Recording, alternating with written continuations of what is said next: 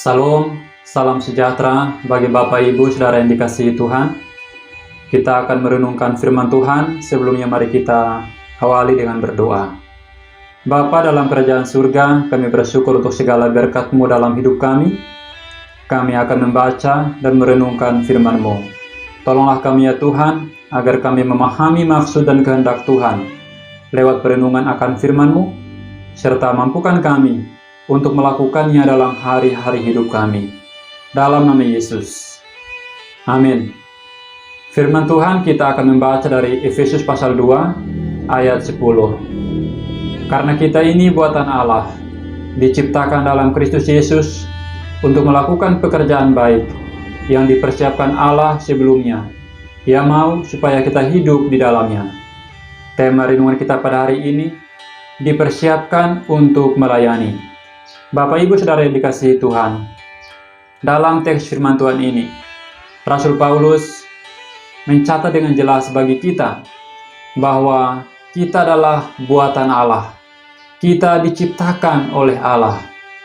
Kita adalah karya seni Tuhan, bukan produk rakitan manusia. Kita dibentuk khusus oleh Tuhan untuk melakukan pekerjaan baik atau pelayanan yang Tuhan sudah persiapkan bagi kita sebelumnya dengan keunikan kita masing-masing. Tuhan tidak hanya membentuk kita sebelum kita dilahirkan, tetapi Tuhan juga sudah merencanakan hari-hari hidup kita. Ia terus menopang kita, Ia terus membaharui karakter hidup kita lewat firman Tuhan, agar kita hidup untuk melayani Tuhan.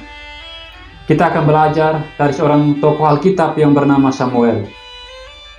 Dalam 1 Samuel pasal 3, Samuel sebagai pribadi yang sangat dihormati dan dipakai oleh Tuhan secara luar biasa dalam perjalanan kehidupan rohani umat Tuhan.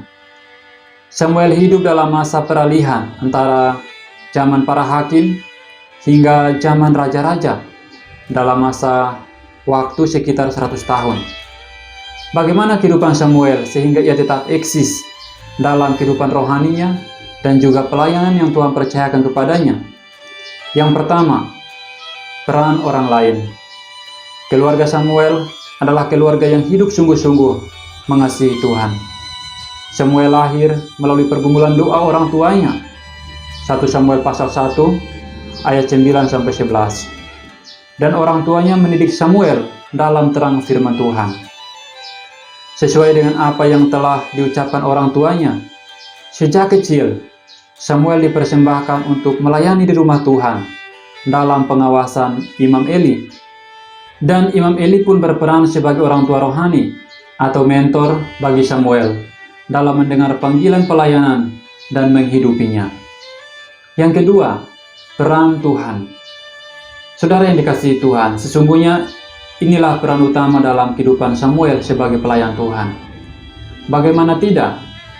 Seharusnya pelayanan dilakukan oleh anak-anak Imam Eli dan garis keturunan mereka. Tetapi Tuhan memanggil Samuel dan mengkhususkannya untuk melakukan tugas pelayanan. Bahkan Tuhan memberkati Samuel dan menyertai Samuel dalam pelayanannya, sehingga ia menjadi nabi Tuhan yang dipakai oleh Tuhan secara luar biasa. Yang ketiga, peran Samuel sendiri. Ada banyak cara Tuhan memanggil seseorang untuk melayani. Ada kalanya Tuhan memanggil secara langsung atau secara pribadi, tetapi bisa juga melalui orang lain. Samuel secara pribadi mempersiapkan dirinya untuk meresponi panggilan pelayanan itu. Kalau kita membaca dalam pasal 3 ayat 4-9, Samuel mau belajar untuk mendengar suara Tuhan. Inilah cara melatih kepekaan mendengar suara Tuhan, baik melalui firman Tuhan ataupun situasi khusus yang Tuhan izinkan dialami. Bukan hanya mendengar, tetapi Samuel pun melatih dirinya untuk berani berbicara firman Tuhan kepada orang banyak. Dan Tuhan menyertai Samuel begitu luar biasa. Saudara yang dikasihi Tuhan, jangan hanya puas kalau kita hanya telah mencapai kehidupan yang baik, karakter yang baik. Karena sesungguhnya Allah merancang jalan hidup kita untuk melayani Tuhan. Kita dipersiapkan untuk melakukan tugas khusus yang mulia yang dipersiapkan Allah bagi kita sekalian. Mari kita menerimanya dengan sukacita, mentaatinya, melakukannya dengan sukacita dalam kehidupan kita. Ada peribahasa Denmark, siapa dirimu adalah pemberian Tuhan untukmu. Apa yang kamu lakukan dengan dirimu adalah pemberianmu untuk Tuhan. Mari kita berdoa.